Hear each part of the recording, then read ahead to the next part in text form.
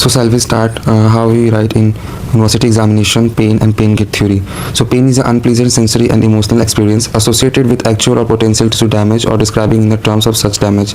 So first we start the pain gate theory. Pain gate theory mechanism को लिखने से पहले हम थोड़ा सा पेन को एक्सप्लेन कर देंगे कि पेन होता क्या है. ये एक अनप्लीजेंट सेंसरी और इमोशनल एक्सपीरियंस होता है जो कि पोटेंशियल टिश्यू को डैमेज करता है, जो टिश्यू को डैमेज करता है और इस तरह से डैमेज करता है कि उससे हमें पेन फीलिंग हो, अननेसेसरी पेन फीलिंग हो और सेंसरी और इमोशनल एक्सपीरियंस हो. Substance experience influence by physical और साइकोलॉजिकल एंड सोशल फैक्टर्स. वो कोई सी भी सब्सटेंस हो सकते हैं, जैसे फिजिकल पेन हो सकता है, साइकोलॉजिकल पेन हो सकता है और सोशल फैक्टर्स हो सकते हैं पेन के. अब फिजियोलॉजिकल बेसिस ऑफ पेन क्या हो सकते हैं? Pain across due to stimulation of nociceptor. Nociceptor एक पेन रिसेप्टर सेल्स होते हैं जो हमारे एफरेंट फाइबर से ब्रेन में लेके जाते हैं. लोकेटेड होते हैं हमारे स्किन में, मसल्स में, जॉइंट्स में और विसराज में. विसराज ऑर्गन के ऊपर कवरिंग लेयर को बोलते हैं. This receptor transmit signal through afferent nerve fibres to the spinal cord and brain from interpretations. मतलब ये ऐसे फाइबर्स होते हैं जो स्किन, मसल, जॉइंट और विसराज से हमारे एफरेंट फाइबर ब्रेन तक सिग्नल्स पहुंचाने का काम करते हैं पेन के. तो इसमें कुछ साइंटिस्ट थे जिन्होंने अपने पेन गेट थ्योरी और पेन मैकेनिज्म पे कुछ अपने कॉन्सेप्ट और आउटलाइन दिए. उसको भी हम देख सकते हैं जो कि यूनिवर्सिटी एग्जाम में लिखने का एक बेस्ट स्कोर हो सकता है. तो एक थ्योरी है स्पेसिफिक थ्योरी जिन्होंने वॉन फेरे ने दी थी. इसमें उन्होंने बताया था कि pain is a specific sensation transmitted by special pain receptor directly to the brain. इन्होंने बताया था कि पेन एक ऐसा सेंसेशन है जो डायरेक्टली हमारे ब्रेन तक पहुंचता है, जो कि उन्होंने उस वक्त उतना डिटेल में स्टडी नहीं किया था. इसी तरह उन्होंने पेन का डेफिनेशन बता दिया था. अब नेक्स्ट थ्योरी आई थी गॉल्डस्टिटर की. गॉल्डस्टिटर ने बताया था इंटेंसिटी थ्योरी. इनमें बताया था कि pain is not due to the specific receptor but depends on the intensity और फ्रिक्वेंसी ऑफ स्टिमुलेशन. पेन किसी भी रिसेप्टर पर डिपेंड नहीं करता है, बल्कि वो उसके इंटेंसिटी और फ्रिक्वेंसी, मतलब किस इंटेंसिटी और फ्रिक्वेंसी से पेन आया है उस पर डिपेंड करता है. अब पैटर्न थ्योरी जो कि नेफे ने दी थी. Pain results from specific pattern for stimulation from sensory receptor not specific pain fibres. इन्होंने सेम डेफिनेशन दिया था.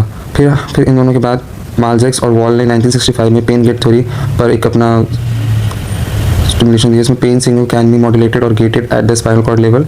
Interaction between large and small fibres control perception of pain. इसमें ये बताया कि पेन जो होता है वो पेन गेट थ्योरी पे मैकेनिज्म पे बेस्ड होता है, जो कि हमारे sensory fibre afferent fibre to spinal cord में जाता है, स्पाइनल कॉर्ड से ब्रेन में जाता है, ब्रेन से फिर वापस हमारे उसी मोटर नर्व के थ्रू पेन फील होता है, जो कि हमारे ब्रेन से सेरेब्रल कॉर्टेक्स से हमें फील करवाता है.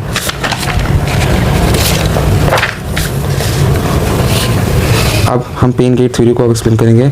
तो अगर शॉर्ट में आया तो हम पेन गेट थ्योरी से स्टार्ट कर सकते हैं, लेकिन हमें पेन को थोड़ा एक्सप्लेन करना पड़ेगा. लेकिन लॉन्ग आंसर आया तो हम पूरा ही साइंटिस्ट को लेकर और पेन को मैकेनिज्म को लेकर भी हम एक्सप्लेन कर देंगे, तभी एक गुड मार्क्स स्कोर कर सकते हैं. तो गेट कंट्रोल थ्योरी जिन्होंने रोनाल्ड माल्जैक एंड पैट्रिक वॉल ने 1965 में दी थी, आप उसी को एक्सप्लेन करते हैं. The gate control theory suggests that the pain is not just a result और pain signal sent from the peripheral to the brain. Instead it is modulated और increased decrease at the level of spinal cord dorsal horn before reaching the brain. Gate control theory एक just pain का result ही होना नहीं हो सकता और एक पेरिफेरी पे और ब्रेन पे डिपेंड नहीं होता. इसमें एक लंबा प्रोसेस होता है जो कि पेन परसेप्शन होता है. जब यहाँ हमें पेन फील होती है तो यहाँ से पूरा ब्रेन तक जाने में एक एफरेंट और इफरेंट फाइबर्स, सेंसरी फाइबर्स का बहुत मेजर रोल प्ले होता है. तो उस लेवल को हम एक्सप्लेन करेंगे डायग्राम के थ्रू. इनमें बहुत सारे एनाटॉमिकल स्ट्रक्चर्स वर्क कर रहे होते हैं, जिसमें एक गेट कंट्रोल थ्योरी में एक सबस्टिनेशा जिलेटिनोसा रोनाल्डी फर्स्ट, सेकंड, थर्ड और मोटर न्यूरॉन, ऑर्डर न्यूरॉन काम कर सकते हैं. और इसमें ए डेल्टा फाइबर्स और सी फाइबर्स भी वर्क कर रहे होते हैं जो पेन को ब्रेन तक सिग्नल के रूप में पहुंचाते हैं एफरेंट फाइबर्स के थ्रू. अब इसमें मैकेनिज्म क्या क्या होता है गेट का, तो कंडीशंस देख सकते हैं. जो स्मॉल फाइबर होते हैं A delta fibre, C fibre, वो एक्टिविटी क्या करते हैं, वो ट्रांसमिट करते हैं पेन इम्पल्स को डॉर्सल हॉर्न में और ये गेट ओपन हो जाता है. जब कभी भी हमें पेन चोट लगती है due to any physical, psychological stress, trauma, तो A delta fibre, C fibre जो होते हैं वो हमारे एफरेंट फाइबर के थ्रू डॉर्सल हॉर्न में ब्रेन तक सिग्नल लेके जाते हैं और पेन सिग्नल जो होता है वो ब्रेन से पास होकर वापस आता है. जो परसेप्शन होता है सिग्नल्स का वो ब्रेन तक पहुंचता है और हमें ऐसा फील होता है कि हमें पेन हो रही है.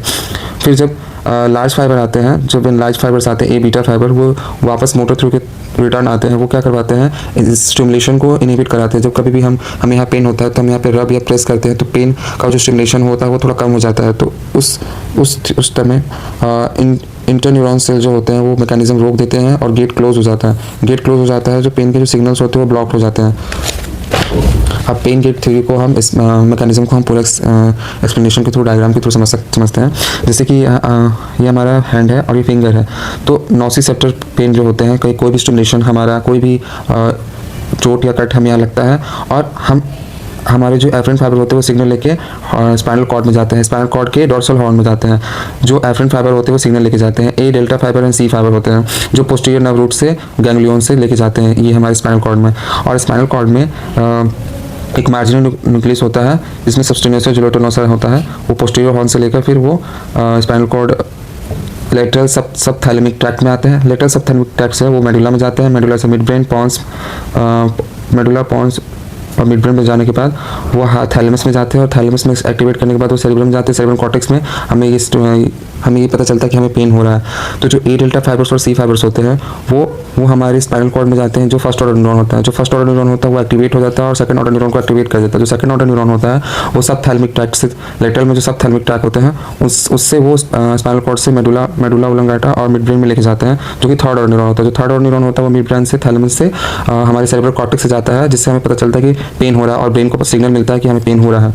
और जब अब पेन होने लगा तो अब हम रब करते हैं इस पेन वाले एरिया को या प्रेस करते हैं, तो पेन हल्का कम फील होने लगता है। तो जब हमें रब किया, हमने पेन को प्रेस किया उस पॉइंट को, तो वो प्रेशर रिलीज किया, तो उसमें एक फाइबर आते हैं जो कि मैकेनिकल रिसेप्टर होते हैं। एक मैकेनिकल रिसेप्टर्स होते हैं जो कि हमारे पोस्टीरियर हॉर्न सेल में प्रेजेंट होते हैं। वो क्या करते हैं, जो हमारा गेट था उसको क्लोज कर देते हैं, क्योंकि हमने उस पेन वाले एरिया को प्रेस कर दिया या रब कर दिया। तो रब करने से उसके जो सब्सटेंस होते हैं वो क्लोज हो जाते हैं, और जो डोर्सल हॉर्न सेल में जो हमारा गेट कंट्रोल सिस्टम एक्टिवेट था, जो सबस्टेंसिया जिलेटिनोसा रोनाल्डी था, वो डोर्सल रूट हॉर्न से गैंग्लियंस के जो पेन रिसेप्टर सेल्स थे उसको प्रेस कर देते, कंप्रेस कर देते, जिससे सिग्नल ब्रेन तक पहुंचना कम हो जाता है और हमें पेन कम फील होने लगता है ड्यू टू रबिंग और प्रेसिंग। तो अगर हम देखें तो जो हमारे ए डेल्टा फाइबर्स होते हैं वो कम्पेरेटिवली सी फाइबर से फास्टली हमारे पेन को एक्टिवेट करके ब्रेन तक पहुंचाते हैं, लेकिन जो सी फाइबर्स होते हैं वो स्लो रिसेप्टर्स होते हैं और ब्रेन तक लेट तक सिग्नल्स पहुंचाते हैं। लेकिन जो रिटर्न में जो एफरेंट फाइबर्स आते हैं जो मोटर न्यूरॉन के थ्रू डोर्सल हॉर्न में, और फिर वो मैकेनो रिसेप्टर्स में एक्टिवेट करते हैं, तो मैकेनो रिसेप्टर्स वो क्लोज कर देते हैं गेट को, और जो मार्जिनल न्यूक्लियस होता है जिसके अंदर सबस्टेंसिया जिलेटिनोसा रोनाल्डी होता है, वो गेट कंट्रोल थ्योरी को स्टॉप कर देता है। तो स्टॉप करने से हमें पेन कम फील होता है, फिर कुछ समय के लिए उसके बाद हम कुछ भी और अदर चीज़ें यूज़ कर सकते हैं। तो जो हमारे ये पेन कंट्रोल थ्योरी और गेट कंट्रोल थ्योरी है, ये लॉन्ग आंसर में आएगा तो डायग्राम के थ्रू एक्सप्लेन कर सकते हैं, और डायग्राम मस्ट है। तो थैंक यू।